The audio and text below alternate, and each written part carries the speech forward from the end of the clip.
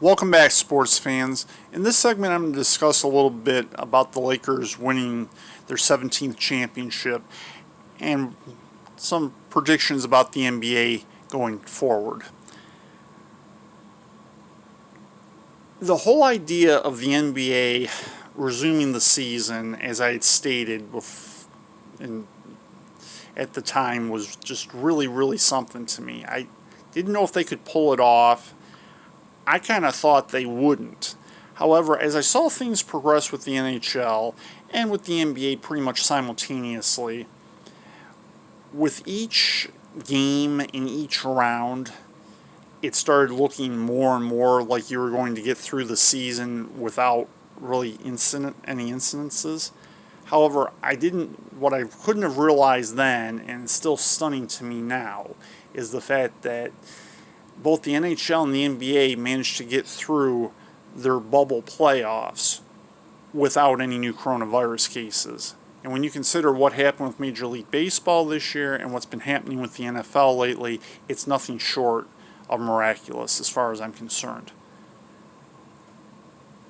But in all honesty, while I felt like the NHL could pull it off, I didn't necessarily think the NBA players would have that kind of discipline. I'll admit that, and for that, I truly apologize to all of you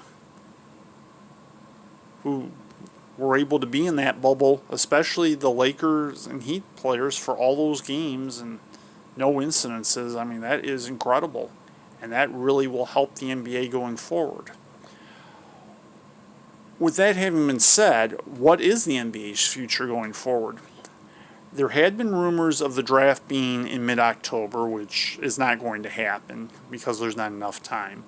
The draft, from what I was able to find, is going to be November 18th. However, how free agency is going to handle or what the period is for that, as far as I can tell, it has yet to be determined. When the season is going to begin has yet to be determined. However, it most likely will be in 2021. But when in 2021 and how long a season, I don't think anybody knows that. And there are a few things that have to happen before any of that can happen anyway. First of all, the players and the owners are going to have to agree as to how to split revenue.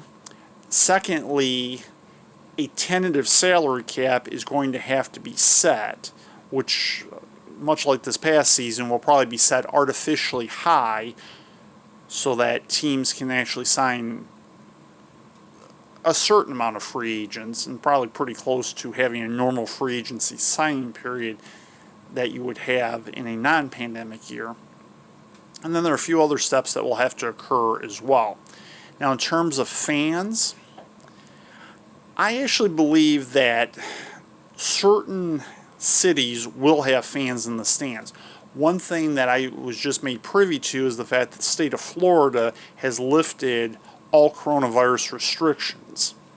So with that having been said, if there are no more setbacks, certainly the Magic and the Heat ought to be playing in front of full capacity crowds, whereas teams like the Lakers and Clippers and the Warriors may play in front of no fans. And it'll be interesting to see how that kind of disparity is going to work. Also, travel is a little bit of a concern too, which makes me think the NBA may not play its season in all cities, and it may just be regionalized somehow. And how that's going to work, I don't know.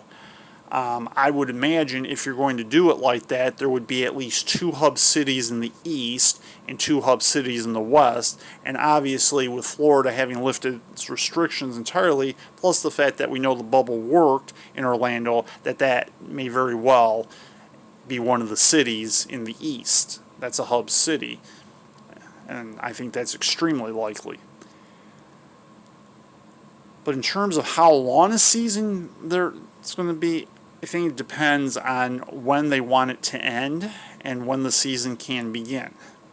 And again, all of this is still very much up in the air. But it seems like to me the number right now is going to be around 60 games. So it won't quite be a full schedule, but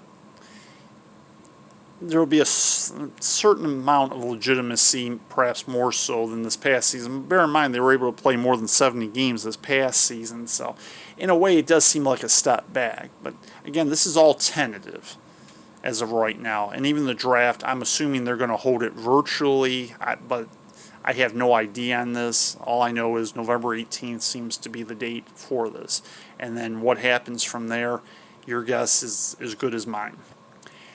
In the next segment, which actually will be the final segment, I will discuss the Big Ten season, and I'll make some predictions about that. Stay tuned to Sports with Ed on Ed's Sports Channel.